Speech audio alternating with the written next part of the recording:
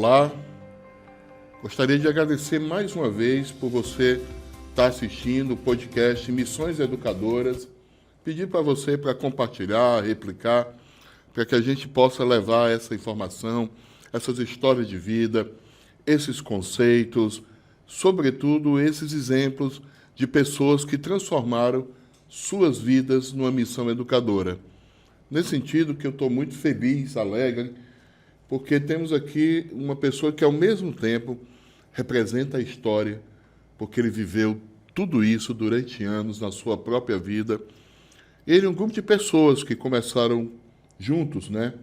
Ele, Sérgio, ele, Suricate, o Whindersson Passano, Boulos, e que construíram um grande movimento chamado MTST, do qual essa cidade, o Brasil, deve muito.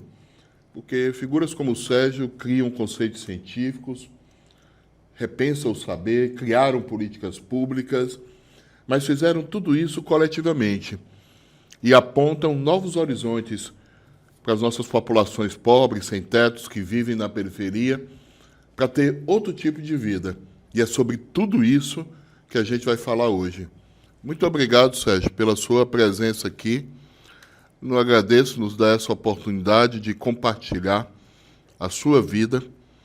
E eu queria começar pelas origens. Eu queria começar, como ontem tive o prazer de andar com você na comunidade, do qual você meio que disse, vem para cá porque eu tenho que mostrar. Não quero só falar, eu quero que você veja. Mas também de conhecer sua mãe. E que você diz que o caldeirão estava lá no início da tua própria vida. E aquela foto que você mostrou, você, Bolo, Suricate, o doutor, todo mundo junto ali, jovens, com toda esperança. Como é o início dessa luta? A minha trajetória começa como a trajetória de quase todo cearense, né? A gente tem no nosso DNA a fome, né? A fome minha mãezinha nasce em 1932 numa cidade chamada Santa Quitéria, que é uma dezena de vezes maior do que Fortaleza em território e tem uma população bem pequena. Agora imagina isso em 1932. no meio da seca. No meio da seca, né? Da pior, não era seca, era a pior seca da história do Ceará, onde o nosso povo estava sendo exportado, morrendo, né? E você tinha aqui uma elite enricando com o alimento que vinha para, assim, uma parte, né, inegavelmente, falar disso, porque eu acho que esses momentos se repetem na história, né? Como continua até hoje. Continua até hoje, né? As elites se concentram e elas ganham, inclusive, com a esmola que elas dão para o povo. Elas ganham do dinheiro público do Estado, né, Sérgio? Exato. Então, Dona Gonçala nasce em Santa Quitéria. Eu acho interessante, né, porque eu estava falando contigo, que minha mãe sempre fala de um tal São Frei Vidal da Penha, de Canindé, do Crato, né? Eu não acho que exista esse personagem, né? Mas aí ela falava de muitas coisas que mexeram comigo, que era aquela ideia de profecias, né, e tal. Aí, quando eu vou pesquisar um pouco da história, eu fico sabendo que em 1932 vai preso em Santa Quitéria um beato chamado Severino Tavares, que ele é um cara que era o propagandista do Caldeirão, né? Um dos propagandistas e um defensor da luta armada. Porque ele vai preso em 1932 e se explica que ele vai preso com os comunistas, acusado de ser comunista. Uau! Entendeu? E aí é uma história, eu não sou um profundo conhecedor da história, mas sou encantado com a história do Severino Tavares, porque aí isso justifica depois o massacre do Caldeirão. O Severino não morre no Caldeirão e vai para a Bahia e funda uma nova comunidade chamada Colher de Pau.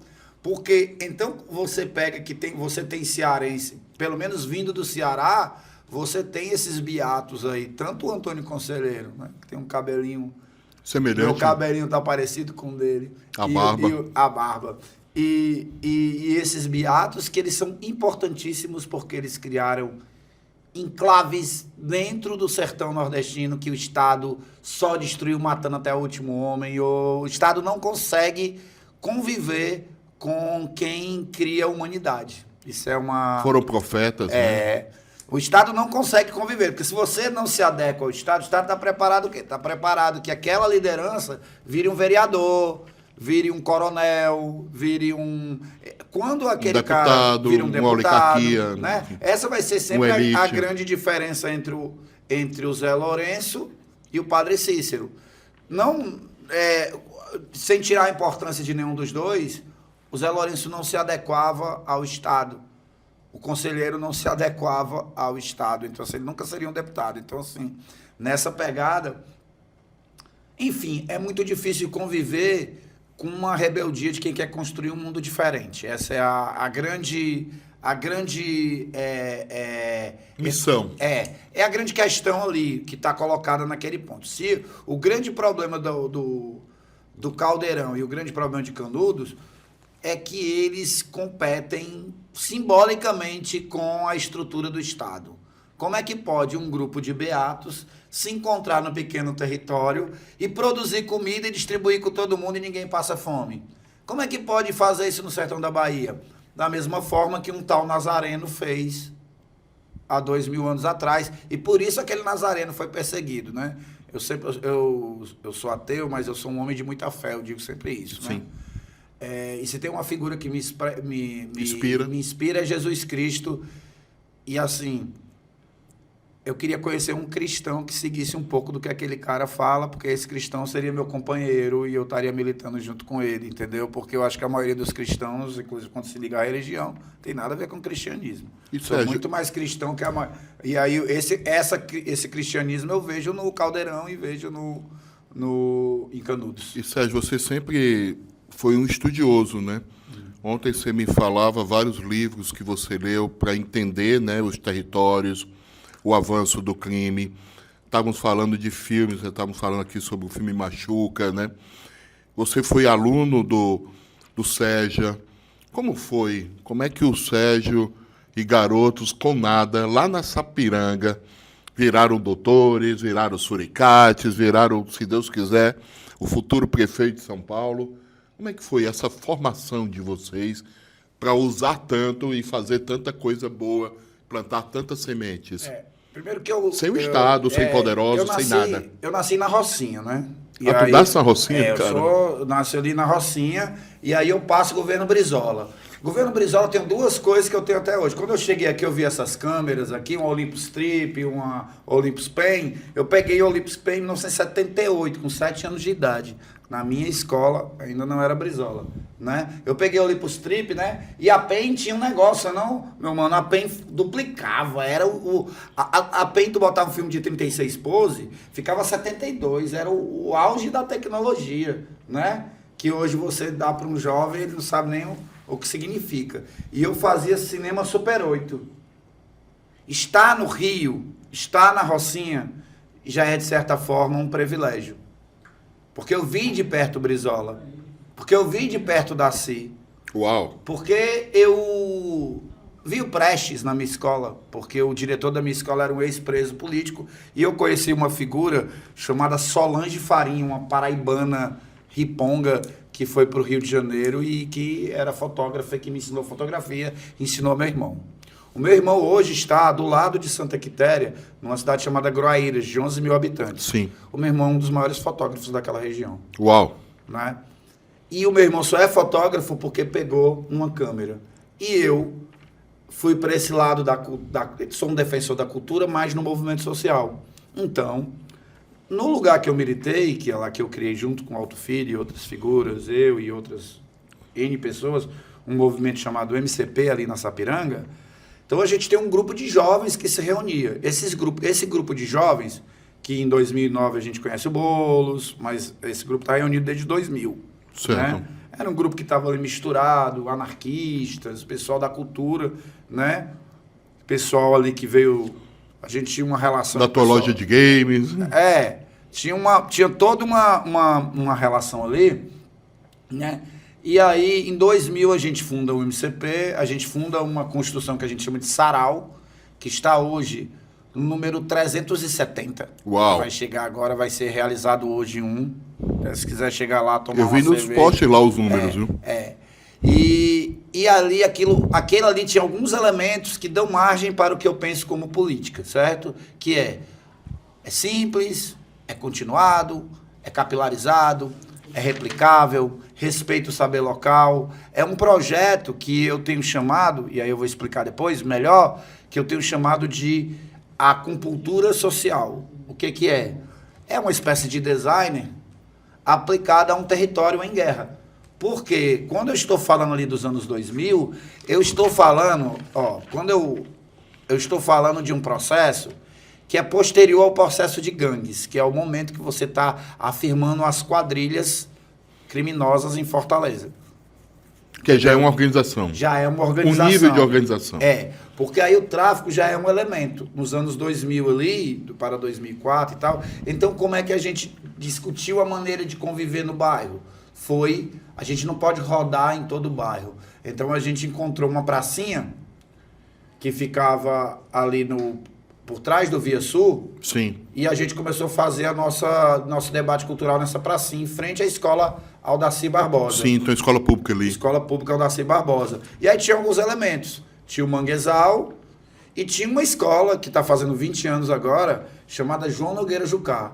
Todas as pessoas que a gente milita hoje estudaram no João Nogueira Jucá. Uau. Que é a escola que faz 20 anos, inclusive vai ser feita uma festa agora. Então ali... Incluindo o doutor? Incluindo doutores. Doutores, não é só um. Né?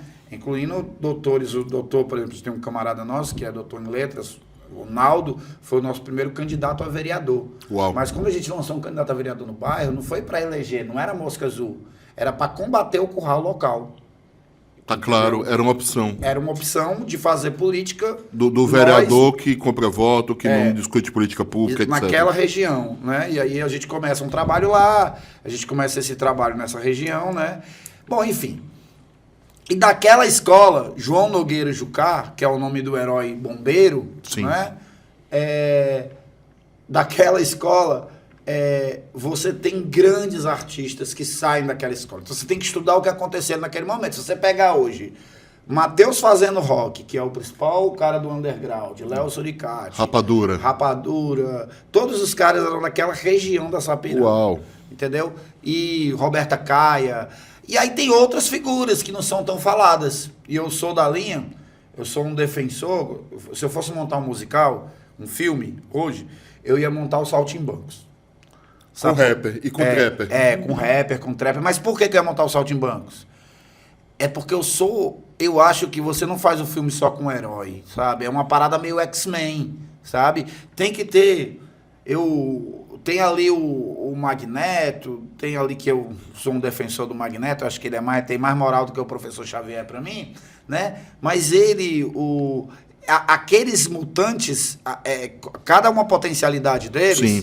É que faz aquela força daquela organização. Sim. Saltimbancos pela mesma coisa. É Sim. o biquinho da galinha. Todos sabe? juntos. Todos juntos somos fortes, isso, né? Então ali você tem várias potencialidades. Por exemplo, tem um cara chamado Ayrton, que hoje é coordenador do Zona Viva, que eu te apresentei. Sim. O Ayrton era um cara que era tipo... de que ele tinha? Ele era o bagunceiro, era o cara que não era bem visto. E aí o Naldo, que é o doutor, foi escolhido para ser aluno do Antares. E aí o Naldo falou, não, eu acho que o Ayrton é melhor do que eu. Para um professor chamado Anchieta, que era o professor de filosofia. Essa é uma das histórias lá dos pivetes. Aí, na época, estou falando de 16, 17, 18 anos atrás. E aí vai escolhido, e o Naldo diz, não, eu acho que o Ayrton é um cara... Não, mas o Ayrton é bagunceiro, não atende o perfil, não é? Ok. Não atende o perfil. Ele não atende o perfil porque ele é um menino bagunceiro, ele não senta na frente, ele é um revoltado.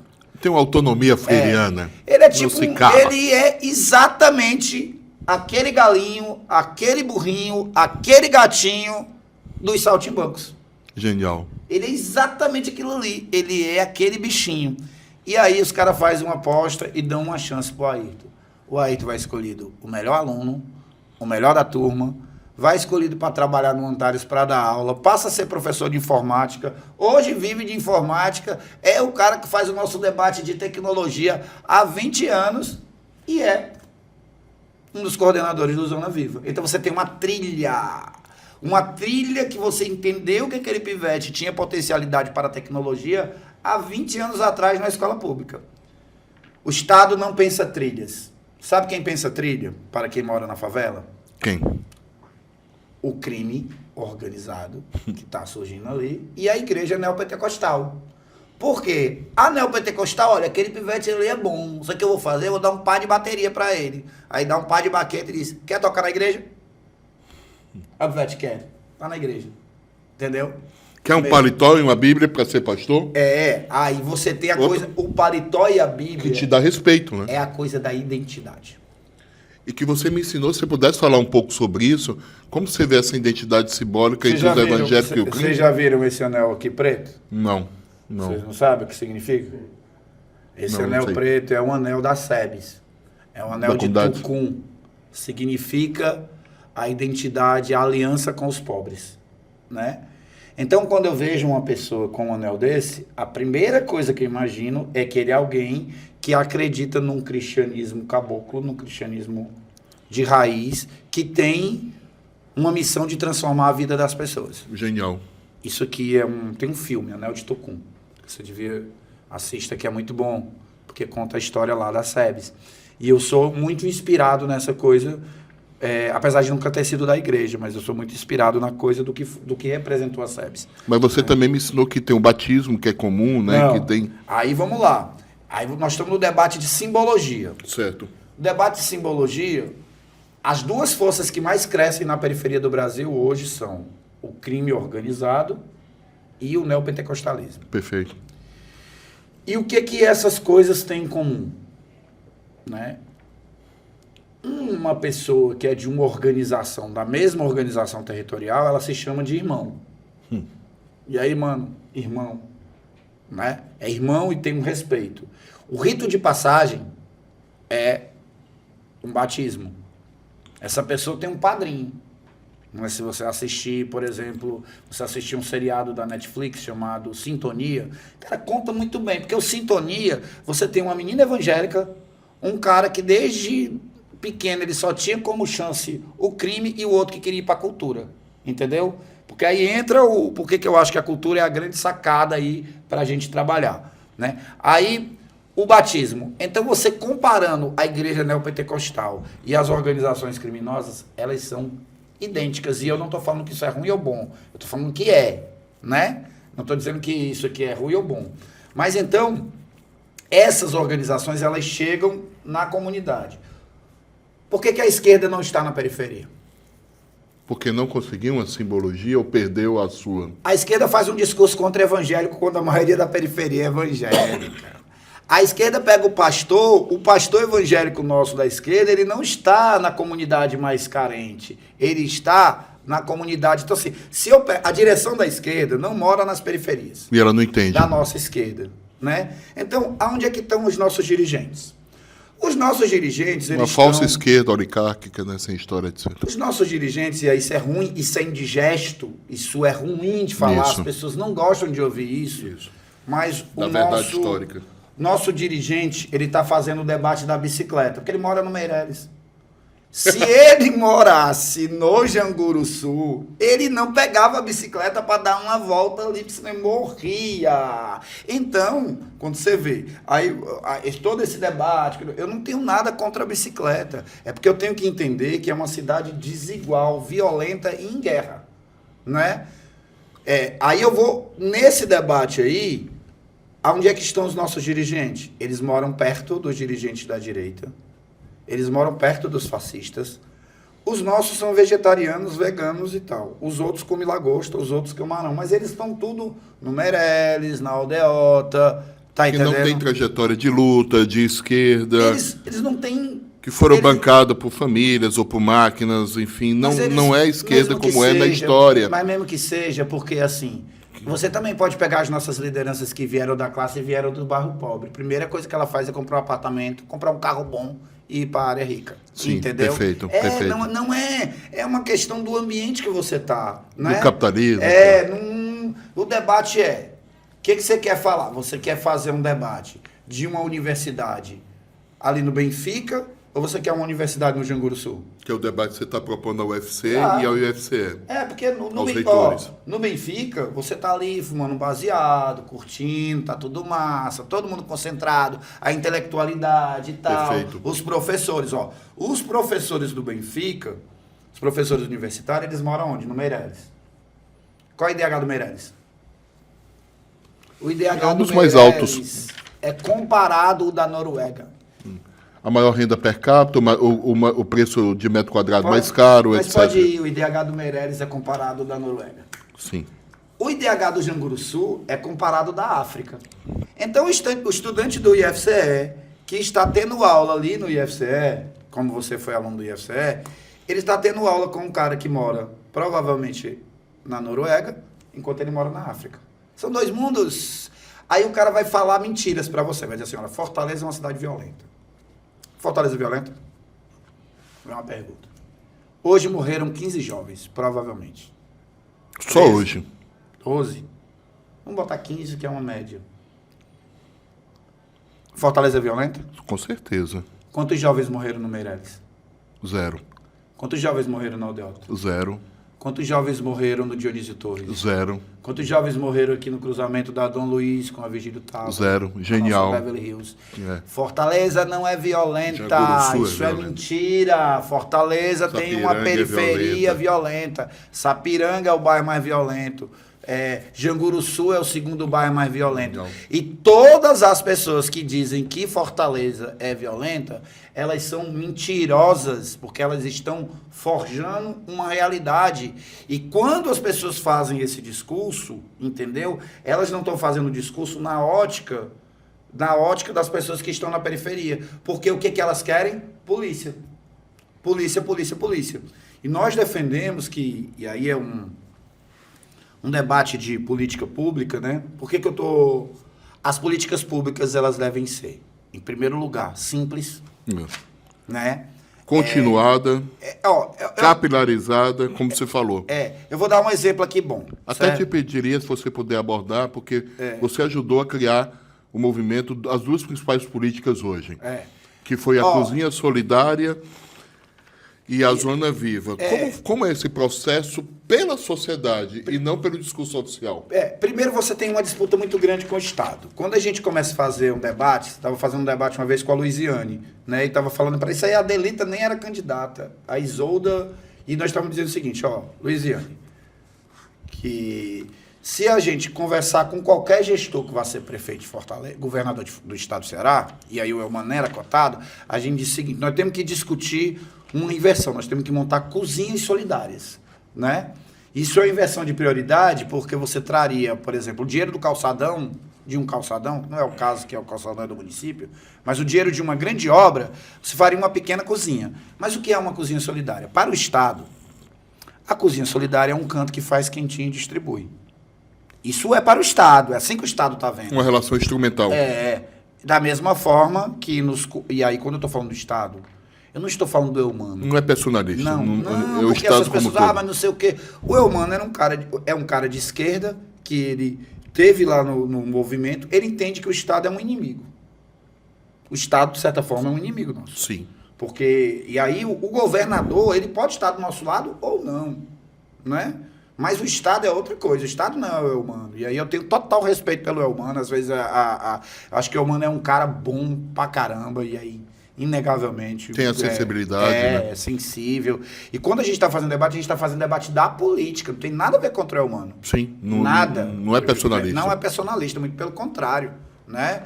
A gente sabe que o governo é uma máquina enferrujada, né? Sim, e que tem vários interesses lá. Exato. E, econômicos, como a própria famílias, Luiziane, políticos, etc. Eu começo a militar em 2004 ali, mas a gente vai fazer a campanha da Luiziane, votei na Luiziane, voltaria na Luiziane de novo, nunca entrei pro governo da Luiziane, nunca fomos pro antipetismo.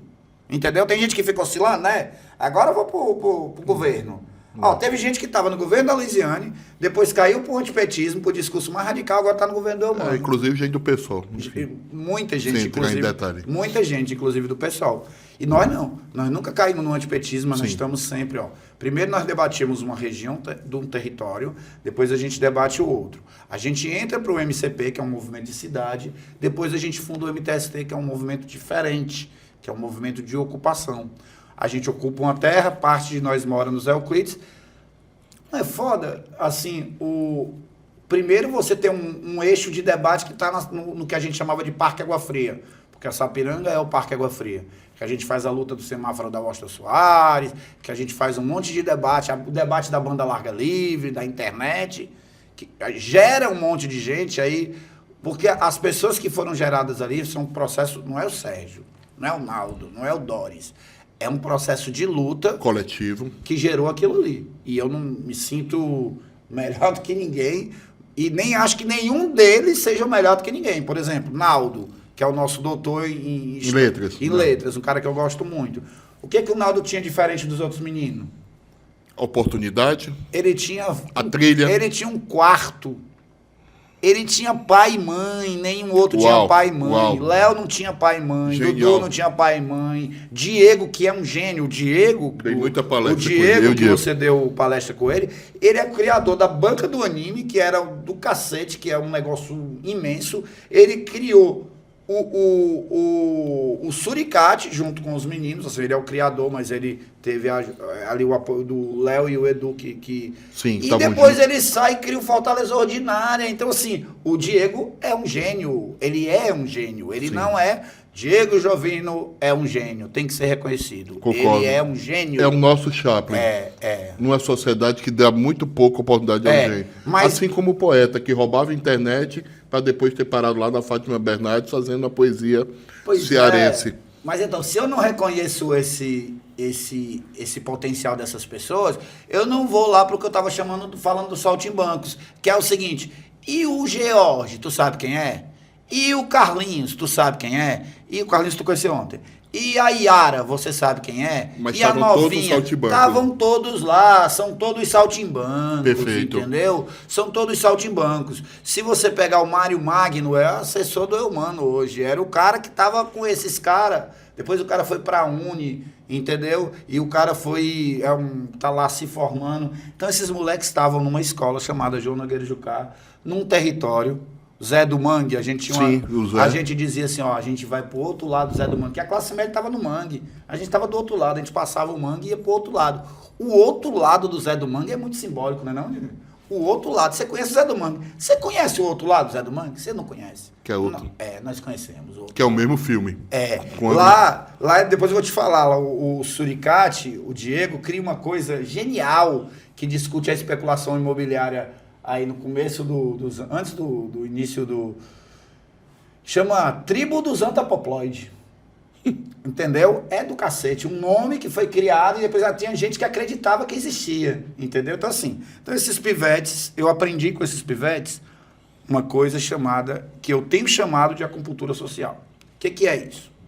Primeiro que a gente tem que discutir política pública. E aí, a cozinha solidária, ela não é uma política que a gente traçou aqui, é uma política nacional, mas aqui ela ganha contornos diferenciados. Por quê? Qual é a lógica que a gente trabalha? Primeiro que nós temos um território diferente do território de São Paulo. O MTST, ele está em São Paulo, está aqui, está em 11 estados. Entende as diferenças, né? Mas tem que entender. Por exemplo, no Rio de Janeiro, a gente não conseguiu fazer grandes ocupações. Por quê? Porque a guerra de facções não deixa. Porque você tem milícia e guerra. E você tem guerra do Estado contra eles, guerra da milícia contra o crime, guerra do crime contra o crime. Então, um cenário diferente do nosso. E a polícia e tudo aí diferente do nosso, né? São Paulo não. São Paulo você tem um território, né, que as pessoas circulam. É business. São Paulo... Até a droga é business, né? Tudo né? Fortaleza, o que você tem? Quando a gente constrói o MTST, a gente começa a discutir em 2009, a gente rompe com o MCP, começa a discutir. Fortaleza era uma realidade. Era a realidade de quadrilhas. Então, os territórios estão ali, são dominados por grupos, a droga é o grande passivo. Em 2015, tem uma grande mudança em Fortaleza. Certo? Em 2015, nós estamos falando do pós-Copa. Certo. Né? A primeira mudança, a construção dos grandes conjuntos. Ok. Aí você viu isso no Nascedouro. Que é a transferência das 13 mil pessoas lá para o Euclides. A transferência não só. Transferência aspas, né? Mas você constrói uma nova cidade, né? Em 2009 a gente sai do MCP, porque quando tem uma ocupação do Zé Walter, a gente diz, não, aqui nós somos... É contrário o fluxo que a gente está fazendo. Nosso fluxo é de resistência. É ir para cá. Aí a gente sai do MCP e funda um coletivo chamado Antônio Conselheiro, era um coletivo e depois uma parada chamada Caravana da Periferia, que inclusive é o nome que hoje o nosso secretário da Periferia, que estava aqui em 2009, quando a gente estava na Caravana da Periferia, por acaso, né, tomando banho lá na praia da Leste, né? É bom como a história, né? É a maior resposta. Aí, dentro disso, tem essas figuras, né? A gente conhece o Boulos, funda o MTST vira um grande movimento, a gente ocupa na Palpina, na época do Brinks, e Deus quis que a gente voltasse para o lado do Maria Tomásia, que é o conjunto que a gente estava lutando em 2009 para que as pessoas não fossem transferidas para lá. E lá a gente funda a nossa primeira cozinha. Qual é o debate nosso? Primeiro que o território em Fortaleza é muito complexo e a nossa academia não conhece o território. Perfeito. O território é complexo. Nem tem extensão lá para conhecer. Não tem, porque assim, tá todo mundo discutindo a periferia, a política pública, a pobreza do Benfica, do Meireles, ou então através de uma liderança. Primeiro, que esses novos territórios eles não têm liderança. Porque eles têm uma gestão e essa gestão não é feita pelo Estado. A única gestão que o Estado manda para lá é polícia. Polícia, polícia, polícia, polícia. Sempre polícia. Essa é a forma que o Estado tem de gerenciar. E que prejudica o tecido social e que atinge a sociedade. Completamente. Inclusive, quando você fala essa coisa do tecido, de prejudicar o tecido social, é por isso que chama acupuntura social. Porque você vai nos pontos do tecido para você tentar equilibrar, diminuir as tensões, como os meridianos da acupuntura, e você conseguir equilibrar aquele local que é desequilibrado, né? Porque a primeira coisa que você faz... Vamos colocar aqui conjuntos habitacionais de Fortaleza.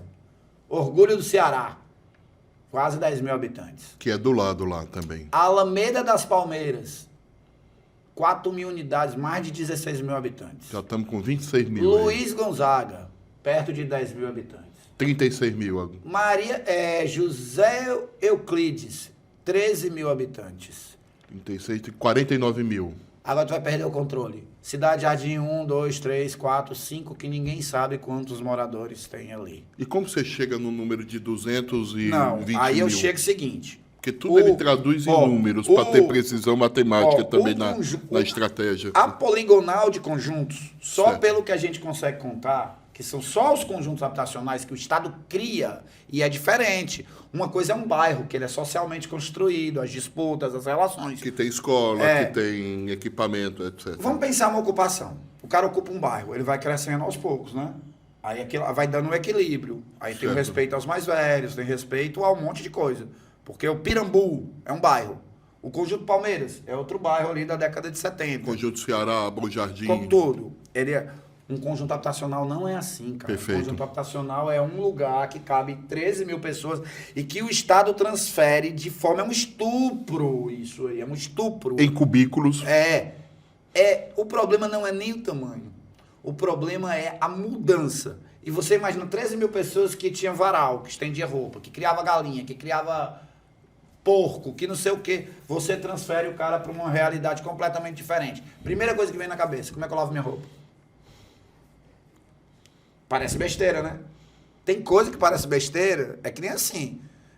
Parece besteira para quem não está vivendo aquela realidade. Tá claro. Isso é muito sério. Isso é um problema terrível. Eu digo que essa transferência é um estupro à comunidade, porque é o seguinte, tu pega uma comunidade de 50 mil pessoas e tu joga 13 mil pufo ali de uma lapada que veio de 121 bairros. Que ninguém se conhece, que ninguém tem laços comunitários, pior, solidariedade. Quando as pessoas se conhecem, que o cara abre assim, o cara matou meu primo ali. Como é? E quando a negada se conhece, que o cara abre a janela aqui e fala, o cara que matou meu primo tá morando naquela casa ali. Entendeu? O cara, quando você vai escovar o dente, vê o cara que matou teu irmão. Tá entendendo? Quando você vai... entendeu? Então, assim, é uma barbárie. Aí, isso, e tô falando ali daquele período, essa barbárie requer uma organização. E aí Fortaleza muda.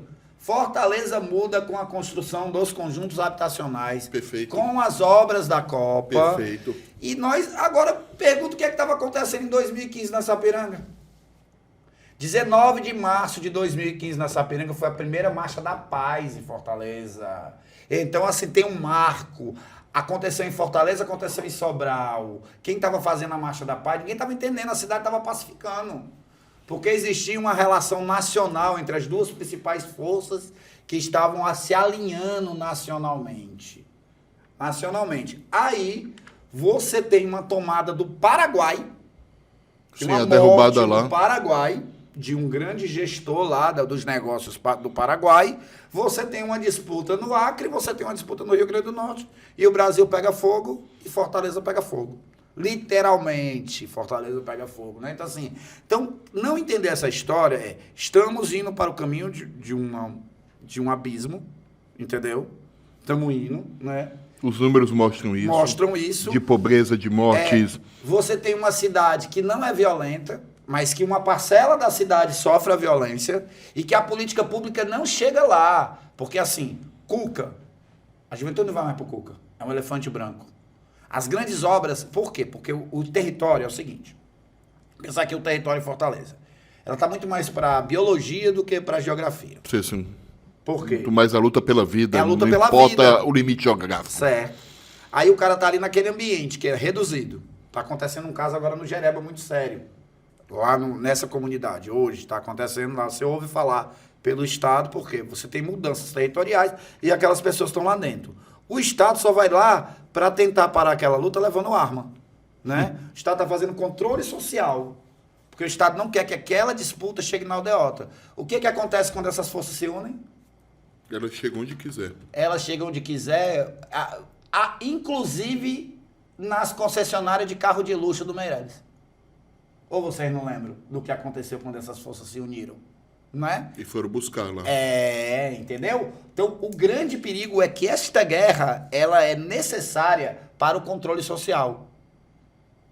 Essa guerra é necessária. Porque ela justifica uma narrativa, Sérgio. Ela justifica uma narrativa, ela impõe um medo, ela justifica bilhões em polícia, em Hilux. Pronto. Mas não gera vida, não reduz a pobreza, não cria trilhas como você criou, que dê oportunidades, como foi toda a tua geração, formada pela arte, pela tecnologia. Exato. E pelo desbravamento da sua própria educação. Exato. Aí a gente levando que eu levo em conta que tem duas organizações, você desculpa o meu TDAH aqui que eu vou lá e venho, né? Mas é um filme, né? Quando você vê que dois grupos traçam trilha, nós discutimos o quê? Vamos traçar uma trilha também. Eu achei brilhante. A nossa trilha é a cultura. Porque a cultura é o único elemento capaz de juntar. O cara fala assim, mas cultura. Cultura é comida, né? Não? Cozinha solidária pode ser cultura. Cultura também. O pratinho, não é cultura, não? Né não? Sim. O churrasquinho, né? Cultura é música. Cultura é... Porque eu não falei dos outros elementos que essas duas forças têm, que também elas têm a música. Tem música que é proibida num canto, não toca no outro. Elas têm a simbologia. Eu tenho minha simbologia. A UFC tem a simbologia dela. O Office tem a simbologia dele. A música do governo do Ceará tem a simbologia. Cada um tem a sua simbologia. E você tem, sabe o que? Um código. É importante ter um código. Dentro de um conjunto habitacional, dentro de uma periferia, se você não tem um código, vira barbárie. Tem que ter pelo menos 10 mandamentos ali, né? Para poder transitar. Para as pessoas poderem sobreviver, porque aqueles caras ali não são animais, não. Todo mundo ali é ser humano, tem mãe, tem filho, ninguém quer que a sua filha seja molestada, ninguém quer que a sua mãe seja assaltada, ninguém... Então, assim, essas regiões são barbarizadas. Aí, o que a gente pensa como cozinha solidária para contrapor a ideia do governo? É um local de acolhida, né? Você imagina que se não é só uma marmita. Se numa cozinha solidária puder chegar, por exemplo, o trabalho do CRAS. Do caramba. Na hora que o cara tá comendo, tá podendo discutir a sua saúde, etc. E por que o CRAS não vai? Por que o CRAS não vai? Tem medo? Quando os conjuntos habitacionais foram construídos, o Estado, a Prefeitura e o Governo Federal estavam juntos, alinhados. Ninguém deixa... a Prefeitura não deixaria acontecer uma coisa daquela se não tivesse alinhado. Todo mundo estava junto. Governo Federal, Governo Estadual, Governo Municipal. Governo Lula, Cid na época. Estava todo mundo junto, né? Então, o CRAS não chega ali porque isso quebra uma estrutura que esses caras têm de controle da cidade. Por exemplo, são 27 CRAS na cidade. Se hoje o Elmano está inaugurando aí 200 e poucas cozinhas em Fortaleza, por que essas 27 CRAs não vão atuar nessas 200 e tantas cozinhas? Por que não integrar como você propõe, a partir da escola? Não integra, porque cada um é igual a medicina, a alopatia, né? A alopatia Fragmentada. Um médico do dedo, o médico do... Vamos aqui pensar. Escolas públicas municipais, nós temos 600. Para que eu vou fundar uma cozinha se bastava eu abrir a cozinha de uma escola municipal e fornecer comida para Economizar com prédio, com orçamento, gastar em vidas. tudo. E a comunidade pode entrar para fazer trabalho lá. Mas nós fundamos uma cozinha. Então nós dissemos, nós queremos atrair o Estado para cá, serviços do Estado. Aí nós, aqui do outro lado, a gente vai e funda outra cozinha. Eu falo, mas é perto? É perto. Se a geografia fosse medida em quilômetros, tudo era pertinho. Entendeu? Mas como eu tenho 2 territórios e as pessoas não circulam de um território para o outro... Pela disputa. Pela disputa. E como é que vocês circulam? Aí é uma coisa a se entender. Tem gente que não está colocada, submetida a essa regra do território. E isso é foda. Então o que a gente acha? O Estado tem que traçar políticas acupunturais. Ou seja, 121 bairros de Fortaleza. Vou dar um exemplo isso aqui, certo? Ó, quando um menino entra em conflito com a lei e ele tem que assinar, ele vai assinar no CRAS. Que é longe da casa dele. Que são 27 CRAs. Que é em outro território dominado por outra facção. Lá. Tu deixava teu filho ir? Não, né? Aí o que acontece com ele? Vai recolhido. O Volta menino pro que quer se presídio. recuperar vai recolhido. Homem, vamos esquecer as crianças, os jovens. Homem, se tiver em conflito com a lei e tiver que assinar, aonde é que ele assina? Num canto. Homem. Só tem um, né? Só um. Aí, ou seja, quem quer se recuperar não vai se recuperar. Porque não vai morrer. Porque não vai morrer. E por que o Estado não pensa isso? Porque o Estado não entende o território e nem quer entender o território. Porque ele divide os poderes e as instituições, né? Exato. Não numa lógica que respeite a trajetória. Então, a primeira política existência. nossa, quando vem a política pública de Estado, a gente diz, não é isso que a gente quer. A gente quer um ponto... Como é que a gente propôs um programa como o Ceará Sem Fome? Era o seguinte, primeiro você mapeia todo mundo que serve comida. Depois você vai lá e integra a serviços. Ah, só tem 20? Não tem problema, faz só 20. Para que eu vou fazer 2.000 só tem 20? Aí eu potencializo, fortaleço aqueles territórios. E eu começo a construir outros naquele modelo, seguindo a lógica de replicar o que dá certo. Aí quando a gente começa aqui a nossa conversa, anterior a ligar os microfones, a gente estava dando o exemplo do soro caseiro, que é o que eu reconheço como uma política que deu certo. Que a Zilda Arnes introduz no Brasil e leva para outros cantos. Mas, na verdade, foi um médico que criou aí, que difundiu, né? Quando qual é a grande questão do soro caseiro? Ele é simples. As pessoas não acreditam no que é simples. Uma colher, um açúcar, uma mulher que já existe, sem precisar da estrutura do ministério, sem doutores, sem grandes orçamentos. A mulher já existe, mas a mulher só conseguiu fazer aquilo ali porque ela estava dentro de uma rede capilarizada que era a SEBS e a Pastoral da Criança. Perfeito. Porque assim, então a capilaridade é que vai resolver um problema de Fortaleza. Que é a rede que você está montando no Janguruçu, com as tuas crianças, com os teus jovens. Que é o que a gente está tentando. Com aqueles 50 grafites que muita gente vai a Colômbia ou vai a Londres, Estados Unidos, e aqui dentro tem um equipamento cultural brilhante, feito pela própria comunidade. E com vários elementos ali, a bandinha, a cozinha, o sarau, o Zona Viva, os influenciadores, os caras da técnica, tá todo mundo ali, entendeu? Como foi parar ali? Uns vão contar que foi um passo de mágica, né? Vão contar, foi um passo de mágica, do nada, chegou uma fada madrinha, um gênio, foi lá, uns vão dizer foi o Sérgio, aí eu vou dizer não foi. Outros vão dizer foi o Léo, não, também não foi. Ah, outros vão dizer foi o Naldo, né? Ou o Doris, ou o Diego Jovino, ou a Yara, ou a Novinha. Uns vão dizer... ou Boulos.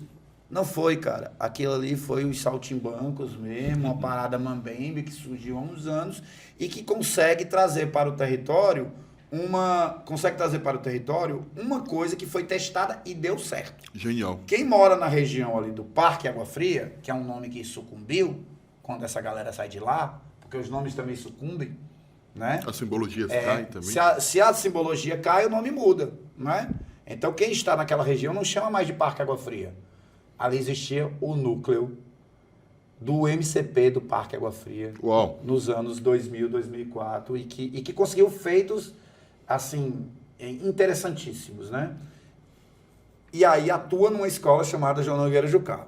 Em 2014, portanto, 10 anos depois da fundação, tem um planejamento. 10 anos depois, essa galera ocupa, sai de um sarau à noite, né?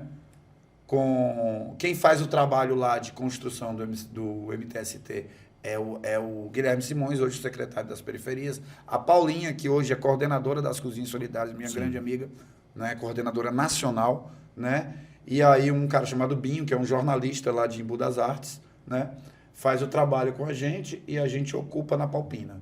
É dessa ocupação que surge o José Euclides. Ah, é? É dessa ocupação que surge. Aí explode o José Euclides. Aí quem é que tá lá na cozinha? Tá o Carlinhos. O Carlinhos, que você conheceu, era o cara da cozinha. Quem era o cara da do comunicação? movimento das panelas. Quem era o cara da comunicação dessa ocupação? Léo Suricati. Uau. Quem era o cara que estava lá não sei o quê, não sei o quê, não sei o quê, não sei o quê. Então, assim, todas essas pessoas estavam nesta território, na pracinha do Parque Água Fria. Depois as pessoas foram para as ocupações. E hoje você tem um território fértil que traça políticas. E essas políticas, e aí eu sempre... elas têm características. Qual é a característica? Que a gente chama de... é um modelo de design para o território, né? Assim, a gente não temos... Por que a gente não pensa... Eu me inspiro muito em Medellín, mas Fortaleza não é Medellín. Medellín tem 5 milhões de habitantes. Quartéis centralizados. Tinha um cartel centralizado, né? E tinha todo um esforço do Estado, prefeitura e Estado, para mudar aquela realidade. Nós não temos isso. Nós não temos esforço do Estado, em primeiro lugar. Nós temos uma cidade de 2 milhões e 500 mil habitantes. Nessa cidade de 2 milhões e 500 mil habitantes tem 17 bilionários. O maior número per capita do Brasil. É o maior número per capita do Brasil. 160 bi de isenção fiscal. Tem a cidade chama-se Fortaleza. Olha, é simbólico. É porque assim, você precisa de uma fortaleza para... Mas Genial. essa é a lógica. Os canhões ainda estão apontados para dentro da cidade. E quando você... Aí, qual é a maneira de você atingir? Quem é que chega no... Você pode perguntar a qualquer pessoa da periferia, só tem 2 organizações que chegam, são 3 organizações que chegam a todos os espaços da cidade, só tem 3. Só 3, não existe outra organização, elas são centralizadas, elas são organizadas, elas têm simbologias, elas têm místicas, elas têm tudo. Escola. Não. Crime organizado, Evangelho. Igreja Neopentecostal e polícia. Só essas 3 organizações chegam a todo o espaço da cidade. Perfeito. Entendeu? Aí, como chegar a esses espaços? Montando políticas que sejam baratas e simples, que sejam capilarizadas, elas têm que ser... Não, que sejam baratas e simples, que elas sejam replicáveis. Soro caseiro, você bota a quantidade de açúcar, bota a quantidade de água, balança ali, pronto. Elas são replicáveis, que elas sejam... respeitem o saber local. Perfeito. O que seria do soro caseiro se não fossem as benzedeiras, as rezendeiras, as pessoas que acreditavam naquilo ali? Perfeito. Né? Elas têm que ser capilarizadas e integradas, ou seja, o CRAS tem que ter integração com a escola, com a cozinha solidária, com não sei o que. Se todo mundo se integra ali, você consegue fazer um trabalho. Porque a escola está em todo canto. Mas como é que você integra a escola com a comunidade? Isso é um discurso que ninguém nunca... É um debate que ninguém nunca conseguiu. Passa por lei, passa por currículo, passa por professores, né? E a quarta coisa é que ela tem que ser continuada e planejada. Perfeito. Ela tem que ser continuada e planejada. Então, se você tem esse conjunto, aí você chega a coisas como cozinha solidária. E aí vem uma coisa que é interessante também. No José Euclides, a gente teve vários casos de violência do Estado. Quer dizer, o inimigo é o Estado. Quem pratica violência? É o Estado. É o Estado que pratica violência. E aí você teve primeiro a Operação Domus, e a gente venceu. Você teve a Operação Domus 2, a gente venceu. Aí você teve uma operação chamada Opus, a gente venceu. Torturas. Você teve outra operação. Então você teve essas operações. Por que eu estou dizendo a gente venceu? Faz sentido a gente estar disputando com o Estado? Nós somos inimigo, nós somos crime, Não. Essas operações são helicópteros voando, filmando a comunidade, derrubando o comércio, entrando na casa das pessoas, arrombando a porta. Cada vez que tinha uma agressão dessa do Estado, a gente ia lá a gente ia lá... Direitos humanos ou no governo? Não, a gente tirou o seguinte, não adianta, porque o Estado sabe o que está acontecendo. Então a gente tem que falar para ele o seguinte, ó, a gente quer mudar essa realidade. A primeira pessoa que a gente procurou foi a Socorro França. Aí a gente falou, ó, doutora, tava um cara chamado Cícero, Sim, que hoje é o coordenador do Ceará Sem Fome. sim. Socorro França, tava um cara chamado Ibiapina, que hoje é o secretário municipal de Direitos Humanos.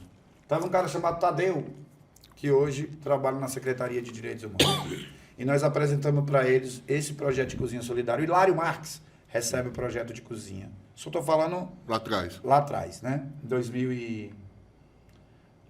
bem atrás. Quase não... A gente apresenta para o Hilário um projeto de cozinha solidária e apresenta para a Socorro França um debate que a gente ainda não chamava de zona, a gente não chamava de zona viva, né? Chamava de zona de cultura e tecnologia, que é aplicar o que a gente fez no Parque Água Fria nos anos 2000, nos Euclides, mas como uma política de Estado. O cinema, a comida... Cinema, comida... debate, sarau... influenciador digital... grafite... blá, blá, blá, blá. Então, nesses debates, e aí aqui eu vou contar... É importante contar essa história. Você vai criando o debate de Zona Viva, né? Com Tá o claro. primeiro Socorro França... Depois a gente levou várias pessoas, teve pela mão. Depois a gente senta com o Elcio, que é o atual vice-prefeito, que era chefe de... Estavam todos juntos, né? Com o Davi, que é o secretário municipal de juventude, e a gente oferece para eles esse projeto. Né? A gente diz, ó, é um container que vai ter uma trilha, que vai seguir, que a gente já fez, que a gente já formou, que deu certo, que é foda e tal, e tal, e tal. Né? E essa galera tava toda, né?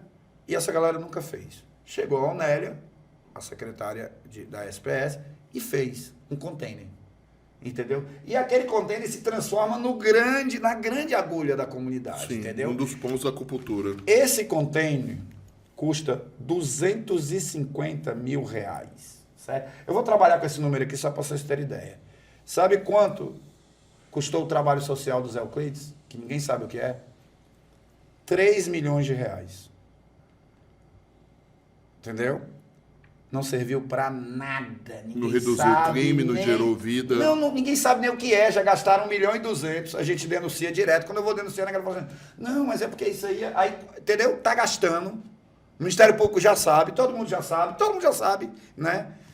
E o Zona Viva tá lá. Daria para construir 12 Zona Viva só com esse dinheiro, ou manter o Zona Viva por 30 anos. Então é muita grana. Por que é muita grana para o Estado? Não é muita grana para o Estado. Para o Estado isso é miséria. É porque a nossa política é barata. Porque um Zona Viva custa menos que um carro da polícia. Sem contar o policial, sem arma... contar nada. Um Zona Viva custa menos que um carro, né? E aí, qual que é o problema? Quando vai inaugurar o Zona Viva, veio com um pacote. Veio com a coordenadora. Junto, com a mentalidade dela. Não, veio com o vereador. Veio com um coronel, aí nós não, aí galera, aí ó, nós ocupamos o Cuca. Hoje o Eugênio é meu mano lá, quando a gente ocupou o Cuca, a gente levou para o Cuca. Hoje o Eugênio, que é o gerente do Cuca, do Janguru Sul, Sim. que vai estar nos vendo aqui, é meu amigo. Eu cheguei pro Eugênio quando a gente ocupou, eu disse, nós queremos construir um mini Cuca, chama Zona Viva. Chama Zona de Cultura e Tecnologia. Que era mais barato, o custo porque é mais menor. barato, porque a cidade é violenta. Porque entende a lógica das facções, Porque é melhor ter 50 equipamentozinhos do que ter um Cuca, né? Então a gente fez toda uma construção e só quem não reconhece essa construção é o próprio Estado. Então ali, o Estado hoje ainda, e não é que a gente não queira, a gente quer que o Estado seja parceiro, entendeu? A gente quer que o Estado diga o seguinte, eu quero pegar esse saber aqui, entendeu? E eu quero usar esse saber para pacificar outras comunidades. Eu não quero chegar aqui e implantar o vereador, porque nós não vamos deixar. Sim, esse tecido social ser destruído. Nós temos uma história. Porque... Esses laços. Esses laços foram construídos. Porque essas contribuições. Nós somos legítimos, nós não somos um inimigo. E nós não somos inimigo da polícia, nem inimigo do Estado, e nem inimigo de nenhum morador. Nós queremos transformar essa realidade. E aí,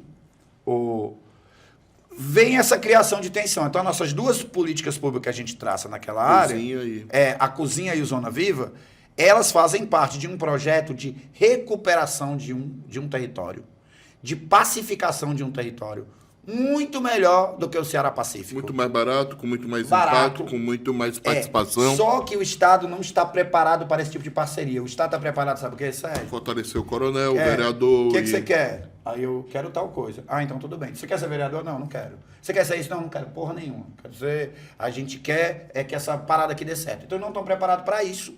E aí fica essa coisa de tensão que você esgaçando e o território não pacifica. Sérgio, deixa eu te perguntar só um negócio, porque assim, o que o Sérgio está falando, eu brinco com ele, que é um filme com vários capítulos, é como se fosse uma Cidade de Deus, só que um filme muito melhor, que está acontecendo agora, que ele está chamando vários atores, e o que o Sérgio está falando complementa com a sua conversa com o reitor Vauli, e com a visita agora do reitor Custódio, que é aqueles seus 5 cursos, né, que vão integrar com esse tecido social e que vão criar um modelo para um público de 230 mil pessoas, semelhante a Sobral, como você me mostrou, e que você quer discutir isso, os impactos, a transparência, as trajetórias, as mudanças de vida, uma outra forma de pensar a política e de pensar a política pública. É isso. Então, bom, nós estamos fazendo um debate de política pública, para ficar bem claro, e um debate que a gente quer, não é? De base, né? As pessoas falam assim, não, mas você é cabo eleitoral de não sei quem. Pergunta aí de quem que eu sou cabo eleitoral, entendeu? De quem nós somos cabo eleitoral, porque ninguém gosta da gente. Eu já disse, o meu voto eu já coloquei, vou votar na Luiziane, se ela for candidata, entendeu? Já estou colocando. Sim. E mas ela não vai me dar nada, entendeu? E assim, e eu votei nela também em 2004, não tive nada, vou votar nela de novo, porque eu acho que no cenário atual é a melhor candidata. Sim. Entendeu? Ao meu ver. Sim. Né? E eu estou expressando isso porque eu acho que a Luiziane pode representar um projeto que é isso. Já foi gestora, fez políticas interessantes e a Luiziane pode representar uma política hoje. Aí as pessoas vão dizer assim, não, mas... Para os pobres. Não, algumas pessoas vão dizer assim, não, mas tem que mudar, tem que botar o novo, né? Aí eu digo, pô, vai falar isso pro Lula? Né? Porque se não fosse o velho, era o Bolsonaro que estava lá, né? Sim. Então a questão não é ser novo de idade, porque se fosse assim, eu também não estava aqui, ia trazer um menino de 15 anos, 16, 17.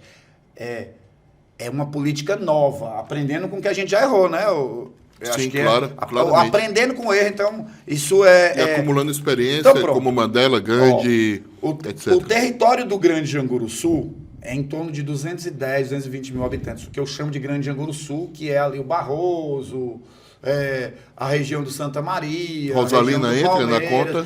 Culturalmente, uma parte da Rosalina entra, porque essa galera tinha 2 influências, da economia do lixo. Perfeito. E das ocupações. Das ocupações, SEBs, né? É mais influência, olha lá, SEBs, ocupações.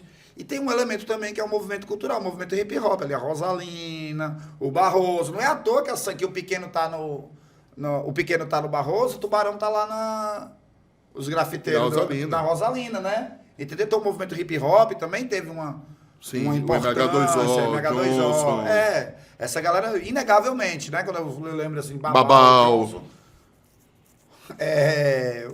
Preto Zezé, né? Tá lá. Preto Pode Zezé esquecer seu amigo Preto Zezé, tá lá do lado, mas aliás, Zezé tá lá a CUFA tá ali, é o grande centro da CUFA, é o Barroso. Então aquela região é muito potente. Joaquim, Palmas, você não esqueceu ninguém. Palmas, né? E outros caras, né? Bené, que é um cara do cacete, que eu gosto muito, que hoje é um cara que trabalha no Centec. Quando aconteceu esse problema do Zé Euclides, nós fizemos o seguinte, eu aprendi uma coisa com a dona Gonçala, que eu aplico para a vida. É o seguinte, se do lado vem uma onça, certo? Tu tá numa ponte, Eugídio. Do lado vem uma onça, né? Que é a barbárie. Isso é genial. Do outro vem uma ponte, né? Um abismo. O que é que tu faz? Aí tem gente que diz, eu vou pra onça, eu pulo do abismo. Eu vou, cara. Eu vou. A gente voa. Nós pegamos esse debate todo e nós colocamos o seguinte, precisamos construir isso e transformar isso em saber via universidade. Vamos construir a universidade da periferia, no território, estudando o que existe, porque a academia estuda um cadáver. A academia estuda o fenômeno que passou. O passado. É o passado. As múmias.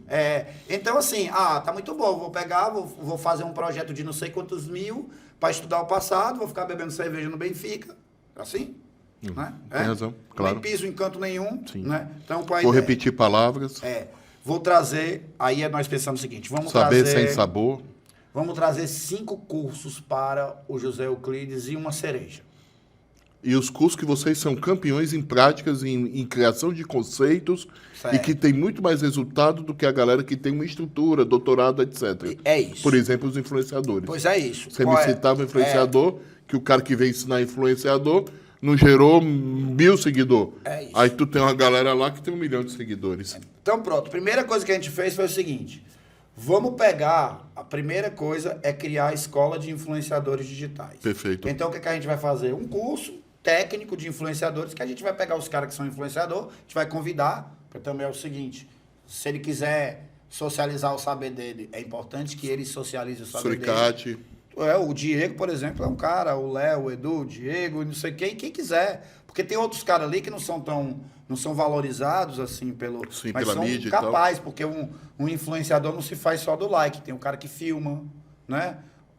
Tem o cara que fotografa, tem o cara que edita. Põe um roteirozinho. Tem o roteiro, tem tudo. É uma cadeia, né? Então, assim, desenvolver a cadeia de influenciadores e dar oportunidade para aquelas crianças aprendam com aqueles caras que são os picas, com os caras que se garantem mesmo, entendeu? E eu quero ver quem é o cara, o comunicador do Ceará, que vai ser mais foda que o Diego Jovini. Que fez com nada. Quem é que vai ser? Eu Que não fez sei, com nada. né? Com nada. Aí o coordenador lá da zona, que é amigo dele de escola, né, também vai dizer, não, esse saber é validado.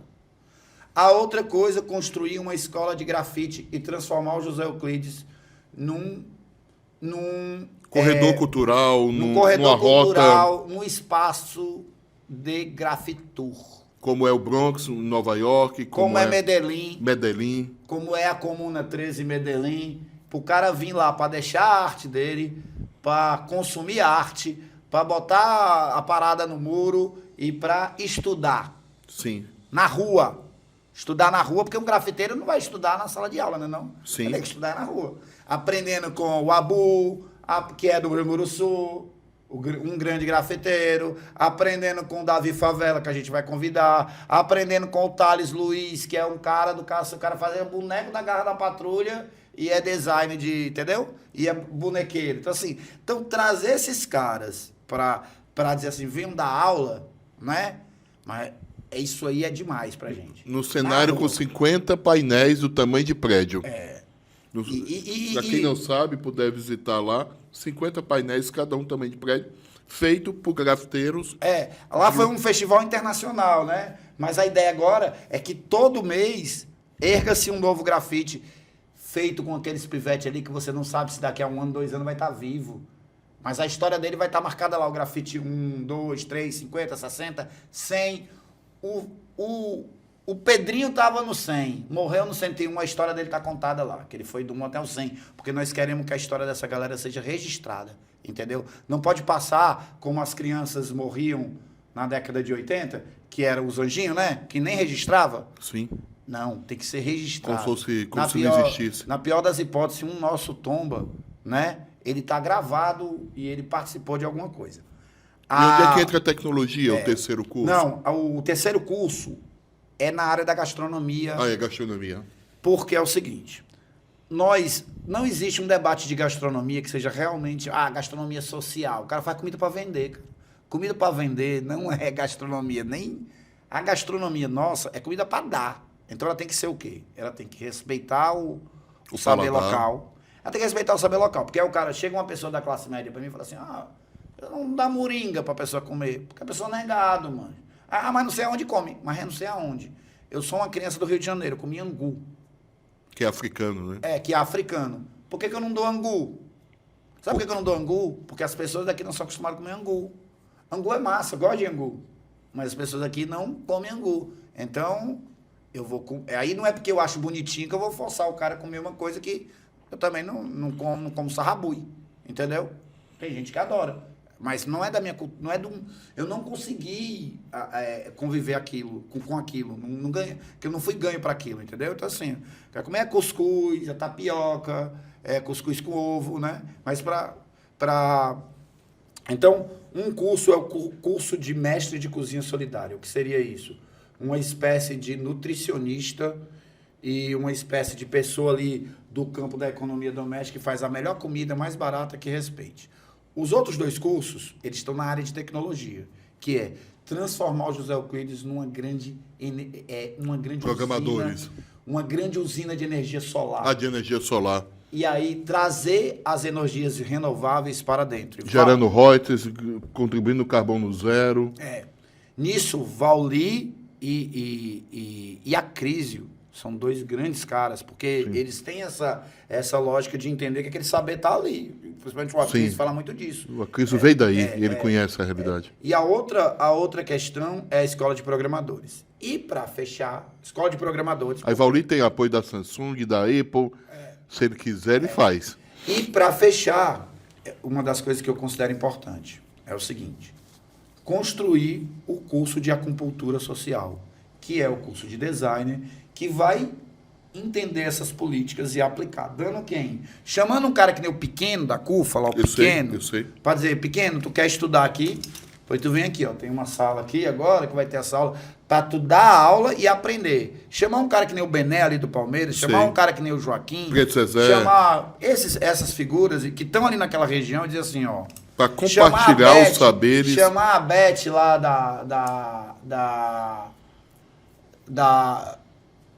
da SEBS, chamar a Índia lá, a Fátima lá da Oca, e dizer assim, venham para cá compartilhar o saber. Aprender aqui com esses doutores também. Mas você quer os doutores da universidade juntos, né?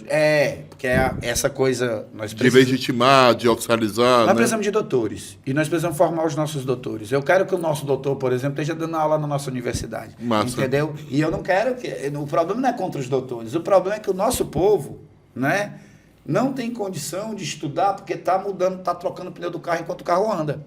Né? Então, hoje, é aproveitar esse saber. E a Universidade da Periferia tende para a gente ser o sistematizador dessa ideia, Sim. que pega esse saber... Transforme em currículo, transforme em projeto de extensão, né? Dê diploma assinado pela UFC. Eu queria só te perguntar, porque devido aqui, queria até lhe perguntar se era possível uma segunda entrevista, que a gente queria avançar em outras questões, mas como é que você compreende esses 5 cursos, a acupuntura como grande maestro dessa história, a MST transformando isso no modelo que explode no Vale do Silício. Quem criou esse termo, Vale do Silício, foi o Dudu Suricati. Né? Porque é o seguinte, há 5 anos atrás, a gente estava apresentando um projeto de transformar o José Euclides num centro de produção. Né? E aí a gente criou 2 projetos. Do Lixão Nasce Flor, que é uma música do Racionais, com a ideia, isso aqui foi um lixão, né? Que inaugurou em 78. E que agora vai virar floricultura. Foi lá que foi gravado o primeiro filme do Padilha, te falei isso, né, e tal. O Descartes Gadelha subiu para produzir lá em cima. Então vamos tentar transformar isso num debate. Aí foi para lá um coletivo chamado Nigéria, que foi... a ideia era produzir um documentário sobre o suricate, certo? Nigéria são os caras, por exemplo, que produzem o Gabriel Aguiar, que é o vereador de Fortaleza. Eu sei. Aí Nigéria Filmes. Nigéria Filmes. Tem toda uma história. Porque a gente encontra esses caras e fala, vamos lá. Aí, no meio do caminho, vem um debate, que é o La Casa dos Vetinhos, uma série. Certo? A série explode, transforma hoje os maiores influenciadores de Fortaleza vieram. Você tinha o Suricate e o Fortaleza. Por que o Nigéria foi gravar ali? Por que os influenciadores foram para ali? Porque tinha o Suricate, porque tinha o Fortaleza Ordinária lá e porque tinha um movimento potente como o MTST. Do mesmo jeito que o Sintonia foi produzido por ex-detentos. Pela galera que faz. Exato. Galera que viveu. Mas aí tem um problema, que é o Cidade de Deus também muda o roteiro para pegar o que a galera viveu. Mas aí tem um problema, que é o problema que a gente... É o problema que a gente vai ter com qualquer um que... Poder oficial. Com qualquer pessoa, com qualquer organização dessa. Seja pública ou seja empresa. É que o meio não pode virar fim. Perfeito. A nossa ideia era o Zona Viva. A gente falava, galera, nós queremos um centro de produção, desenvolva tecnologia e cultura. Hoje, o Zona Viva está lá. Então, o Zona Viva gerou vários... O debate que gerou o Zona Viva gerou vários influenciadores que hoje são os grandes da cidade. Aí você entra naquele debate, que é o debate que eu acho que a gente vai finalizar, né? Pedir para passar sua mensagem também. É o debate da favela venceu. Quando o Neymar ganha 1 bilhão, a favela venceu. Não. Quando não sei quem ganha... Gerando Falcão disse que vai acabar com a pobreza, não. Quando vai acabar com... Porque é um discurso. Que é ridículo até. São as startups de favela. Startup favela. As empresas, né, que vivem da miséria. Que transformaram em negócio. Que usam o discurso para transformar a favela em negócio. Em lucro privado. Sabe quando que a favela vence? E aí eu acho que a minha mensagem vai ser essa. A favela vence quando a gente consegue ter um projeto de futuro, um planejamento capaz de mudar a vida de todas as crianças da favela.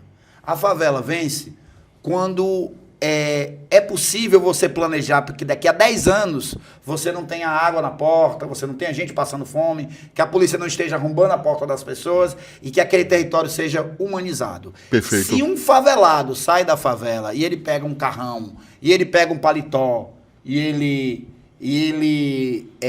fica rico, não foi a favela que venceu.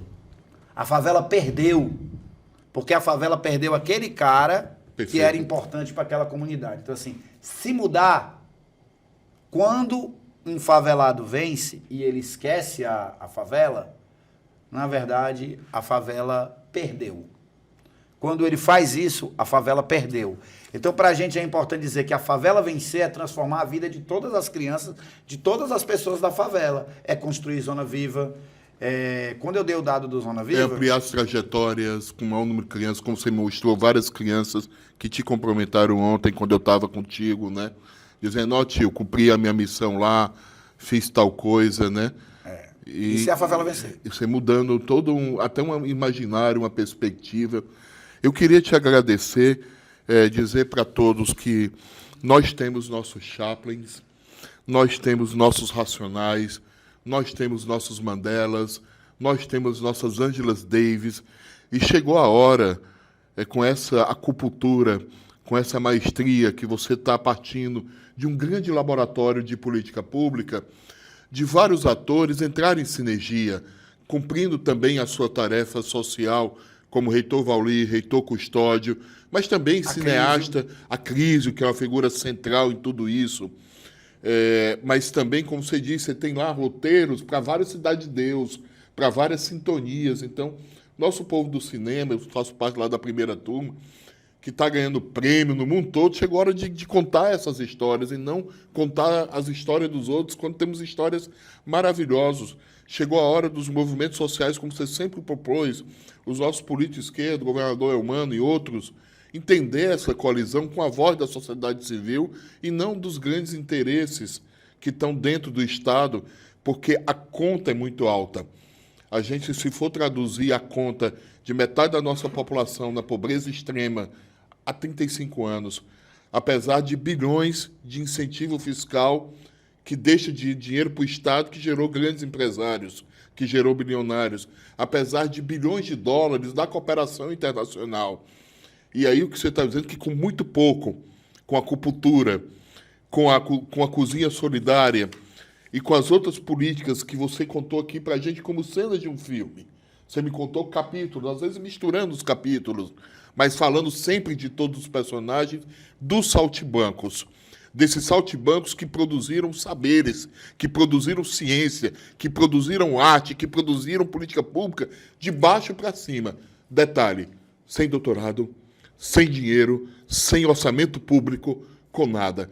Então, se entregar um pouco, não queremos todos, mas entregue aos nossos Mandelas. E eu te agradeço muito que você nunca abandonou o Caldeirão.